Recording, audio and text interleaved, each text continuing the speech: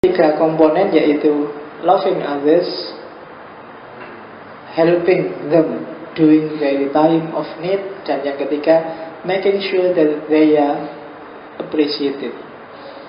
Jadi cinta pada orang lain, membantu mereka untuk memenuhi kebutuhannya, dan yang ketiga memastikan bahwa setiap orang di sekelilingmu itu diapresiasi, dihormati, tidak dicueki, tidak diabaikan, tapi diperhatikan. Loving other, cinta pada yang lain. Mungkin saya nggak sempat nanti ngomong etika situasi. Kalau di etika situasi disebutkan bahwa puncaknya nilai moral, puncaknya nilai etis itu cinta. Jadi puncaknya kebajikan itu cinta. Kalau puncaknya dosa, puncaknya kesombongan, puncaknya kejahatan itu sombong. Original sin itu biasanya terus kesombongan, dosa asal. Tapi kalau kebajikan, yang baik mutlak itu cinta. Tidak ada yang melebihi cinta. Tuhan pun, kenapa ada manusia, kenapa ada makhluk, biasanya ya karena ada cinta. Ya kapan-kapan kalau ada waktu kita ngomong filosofinya cinta. Karena saya dulu pernah nulis filsafat cinta agak panjang lebar. Jadi loving others, kalau dosa, kalau kejahatan yang paling puncak itu kesombongan.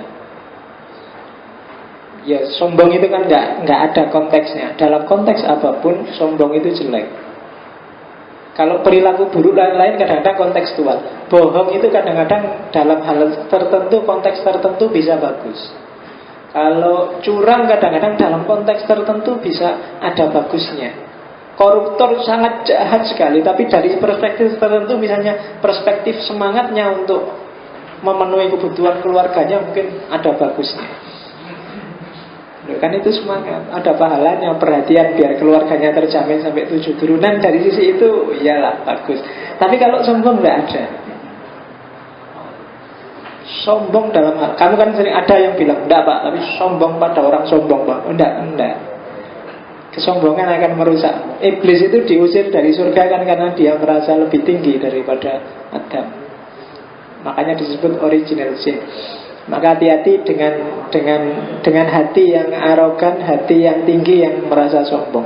Karena sumbernya segala penyakit biasanya kamu merasa sombong. Orang yang merasa sombong berarti dia merasa sudah selesai, dirinya sudah bagus, dirinya sudah puncak, dirinya sudah baik.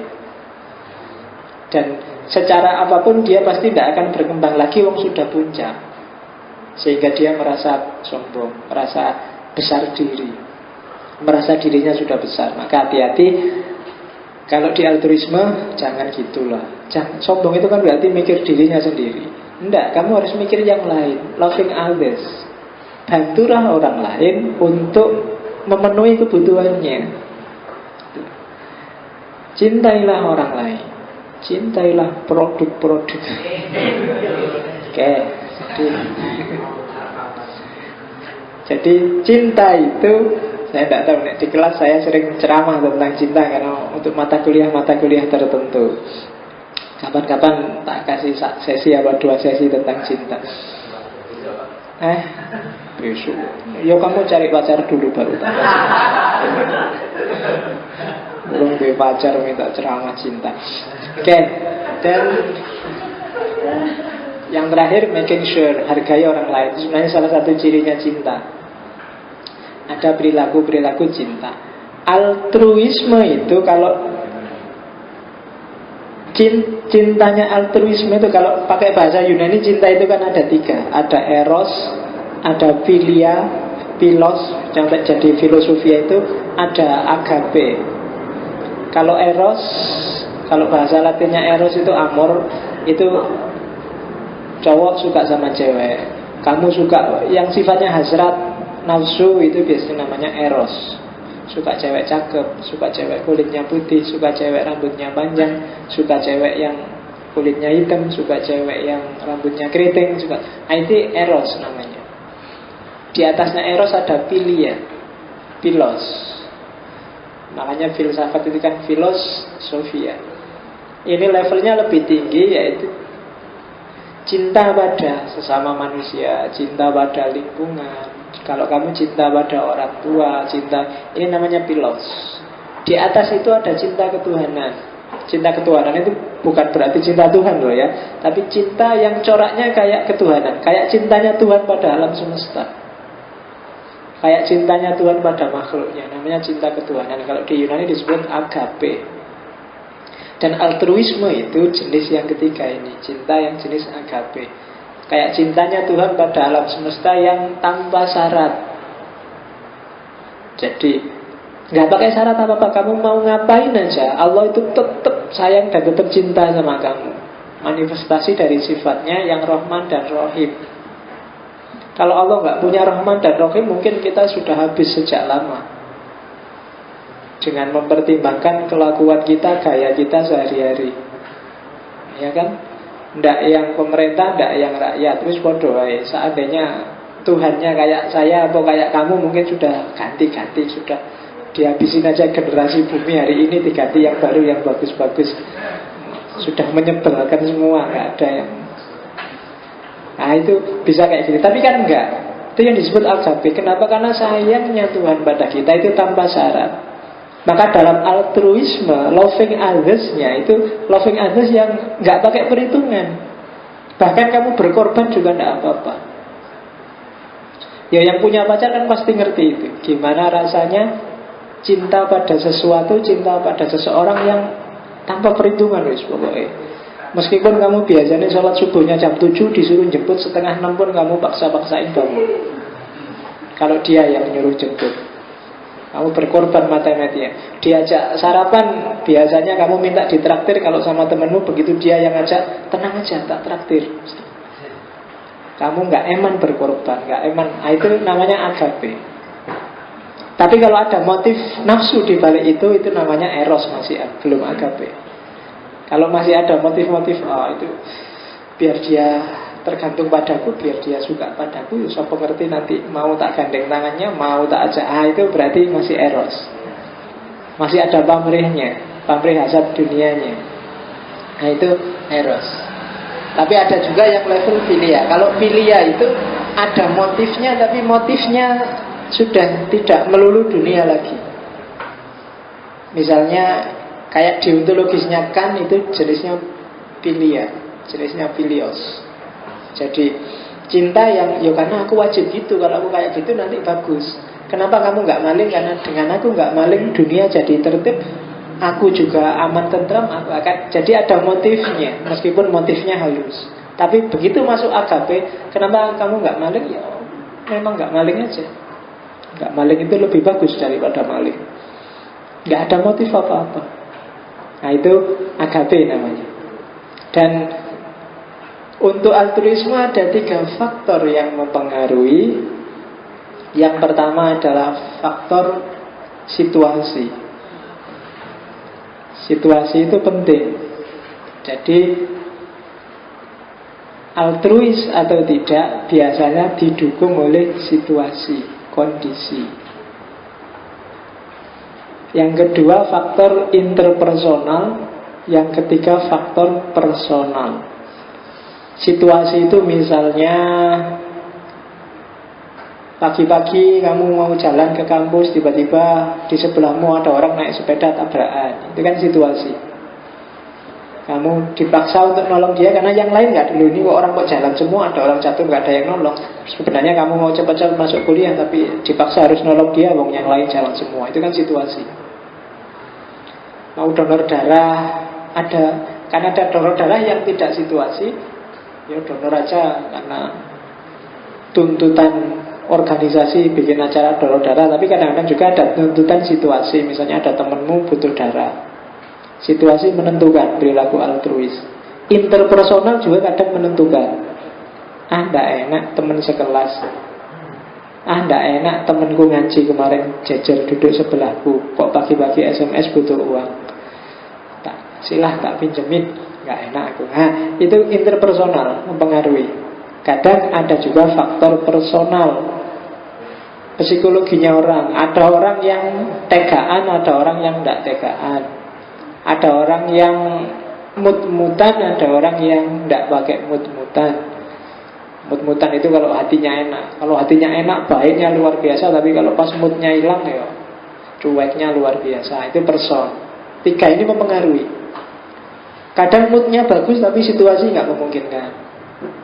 Mau nolong orang, sudah ditolong orang. Kan ya sudah, masa kamu maksa, jangan ditolong, saya aja. Saya ini lebih altruis daripada. Saya ikhlas kok nolongnya. Ya sudah ditolong orang kok. Itu namanya situasi. Interpersonal juga begitu. Temenmu yang sudah ada yang nolong ya sudah. Atau person mau nolong tapi sedang gak mood, aku sedang galau ada orang jatuh, sudah mas tolongin mas. Kadang-kadang kan gitu kamu kan, itu loh. Nah itu berarti sedang gak mood. Jadi menentukan person, interperson, dan situasi. Orang altruis itu 4 karakternya. Yang pertama empatik. Empatik itu kalau dalam hermeneutik yang punya teori namanya Wilhelm Dilthey. Empati itu terjemahnya adalah transposisi. Transposisi itu kemampuanmu untuk memposisikan diri di posisinya orang lain. Itu empati. Ada temenmu misalnya dapat musibah, dompetnya hilang, terus dia nangis, kamu terus ikut-ikutan nangis. Loh kenapa kok kamu ikut nangis? Tak bayangin kalau aku kamu mesti aku juga nangis. Jadi terus aku nangis. Nah, itu empati, kemampuan empati. Ada temannya seneng, aku ikut seneng. Kamu sukses misalnya, itu empati. Beda sama simpati. Empati, simpati, mentari, pemenang. Kalau simpati itu pakai akal, tidak pakai rasa. Ada temenmu misalnya keseripahan, apa ada temenmu dapat musibah, selamat ya, saya turut berbela-sungkawa. Bela-sungkawa kok pakai selamat. Ikut prihatin ya, kamu semester ini dapat nilai E. Itu simpati, karena kamu sendiri dapat nilai A. Nah itu simpati. Tapi kalau empati, wah aku sedih sekali kamu dapat E. Dulu saya juga dapat E kayak kamu, jadi sekarang ikut sedih. Itu namanya empati. Kalau simpati itu ya cuma pakai akal aja, kasihannya dia sedih, dihibur lah. Nah itu simpati namanya. Jadi kalau ada teman kena musibah, ucapan yang lebih dalam turut berempati atas musibahmu, bukan turut bersimpati. Jadi apalagi cuma bela sungkawa. Kecuali kalau temanmu namanya sungkawa. Kalau enggak ya sungkawa enggak usah dibela-bela terus. Jadi turut berbela sungkawa. Maksudnya bela sungkawa itu apa? Ya turut berempati, turut bersedih, turut apalagi? Turut merasakan, ikut berbahagia atas kesuksesanmu melamar. Nah, itu kan ikut berbahagia. Jadi ikut, itu namanya empati. Orang altruis itu punya kemampuan empati. Kalau kamu nggak punya kemampuan empati, nggak bisa jadi seorang altruis. Yang kedua, biasanya cirinya seorang altruis adalah orang yang percaya pada hukum dunia, just pada keadilan, pada kebenaran, percaya pada yang baik akan menghasilkan baik, yang jelek akan menghasilkan jelek. Maka dia melakukan perbuatan baik otomatis saja, karena yang baik hasilnya juga pasti akan baik. Orang yang serba suudzon kayak manusia Indonesia hari ini biasanya susah jadi altruis. Pokoknya pikirannya jelek terus. Begitu lihat DPR, alah mesti koruptor. Begitu lihat pedagang, alah mesti nipu. Begitu lihat petani, mesti males-malesan mesti itu. Pokoknya begitu lihat mahasiswa, alah mahasiswa paling demo. Pikirannya jelek aja. Orang kayak gini nggak bisa jadi altruis. Hari ini Indonesia kan segalanya diatur dari A sampai Z. Kenapa kok diatur? Karena suudzon. Aturan itu dibikin karena takut ada orang melakukan pelanggaran, melakukan kerusakan, terus jadi aturan. Semakin banyak aturan membuktikan bahwa hidup kita dipenuhi kecurigaan dan ketidakpercayaan pada orang lain. Kitab hukum pidana kan isinya curiga terus kan. Barang siapa mencuri, mesti semuanya barang siapa orang dicurigai terus, suudzon. Paradigmanya suudzon. Setiap aturan baru dibikin mesti dasarnya suudzon. Berarti susah kamu jadi altruis. Wong ketemu orang begitu berdiri di pinggir jalan, tiba-tiba ada orang punya tato mendekat, mesti kamu lirik, mesti copet, copet, mesti gitu kan pikiranmu. Ada orang punya jenggot, fundamentalis, Wahabi mesti, kan itu pikiran. Jadi pikirannya welek dong. Jadi susah kamu jadi altruis, susah kamu nolong orang. Kalau ada orang punya jenggot jatuh, makanya jangan. Jadi pikiranmu sudah. Ada orang sininya hitam aja kamu, mesti itu cuma. Ya kan? Silahkan di pikiranmu bunyinya apa, tapi mesti jelek. Maka hati-hati, karena seorang altruis, pahlawan di zamannya adalah orang yang believe on a just word. Kalau kamu nggak percaya pada kebaikan, nggak percaya pada keadilan, nggak percaya pada balasan, baik akan jadi baik, kamu nggak akan jadi seorang altruis. Kalau pikiranmu selalu negatif, selalu pesimis, selalu suudzon, tidak akan kamu jadi seorang altruis. Yang ketiga, punya tanggung jawab sosial. Altruis itu peduli.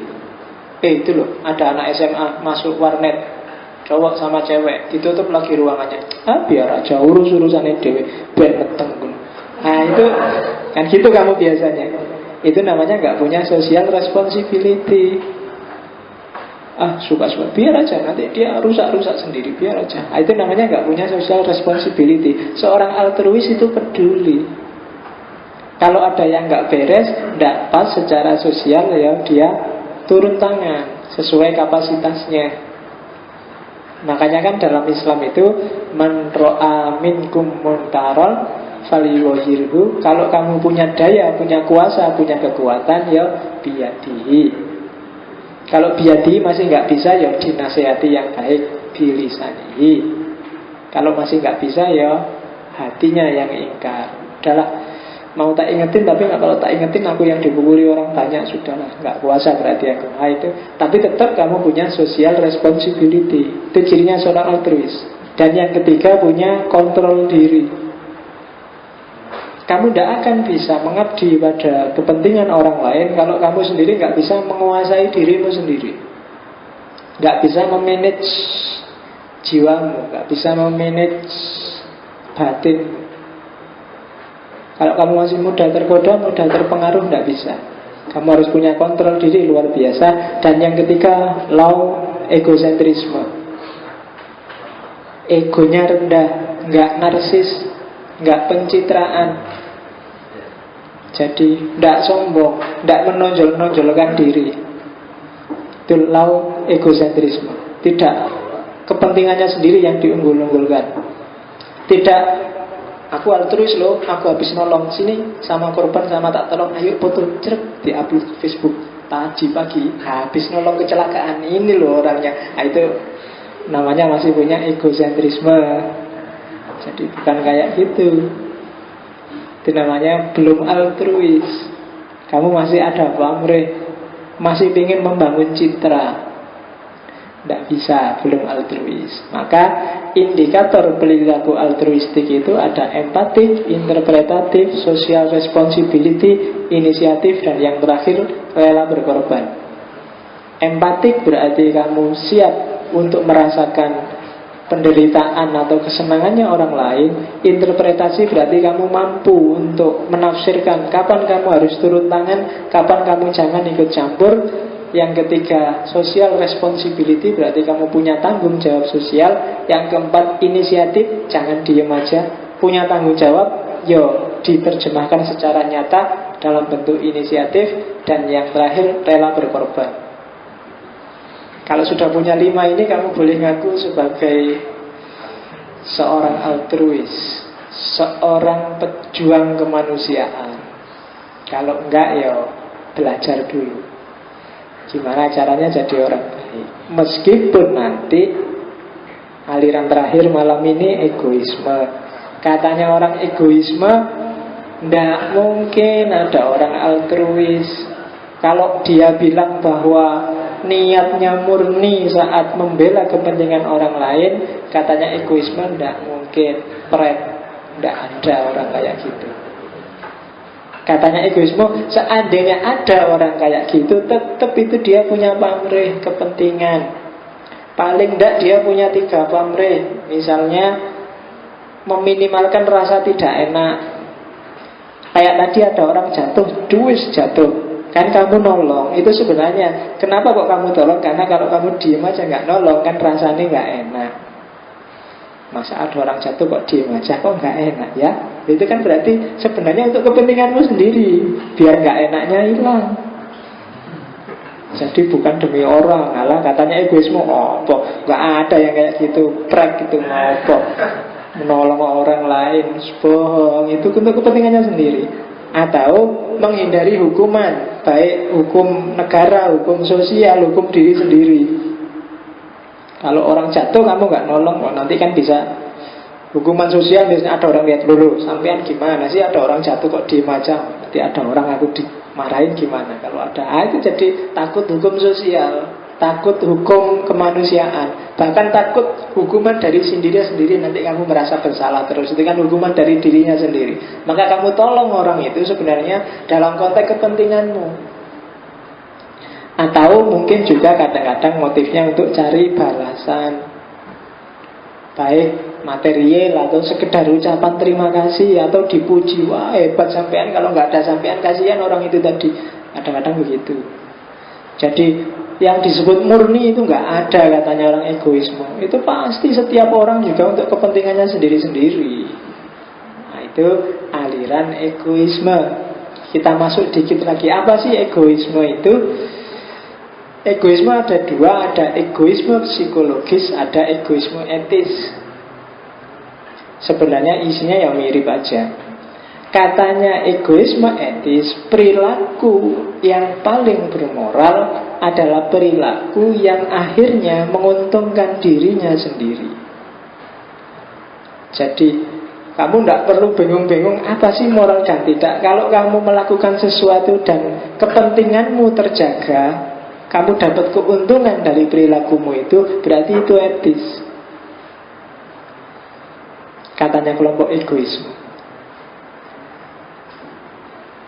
Ada 2 perilaku yang etis. Yang pertama act selfishly, yang kedua act in our self-interest. Act selfishly adalah awalnya, bertindaklah secara egois untuk kepentinganmu, itu awalnya. Dan atau yang kedua act in our self-interest, lakukan sesuatu yang akhirnya menguntungkan kamu. Jadi di awal pilihlah perbuatan sesuai seleramu, di akhir pilihlah perbuatan yang menguntungkanmu. Kamu mau nolong orang, silahkan ditolong, asal kamu memang selera untuk nolong dia, dan akhirnya kamu dapat keuntungan dari nolong itu. Kalau kayak gini berarti percayalah itu etis. Kalau enggak, kamu bunuh diri. Kamu sebenarnya melakukan sesuatu yang kamu tidak senang, dan melakukan sesuatu yang justru merugikan kamu sendiri. Itu kebalikannya, berarti perilakunya tidak etis.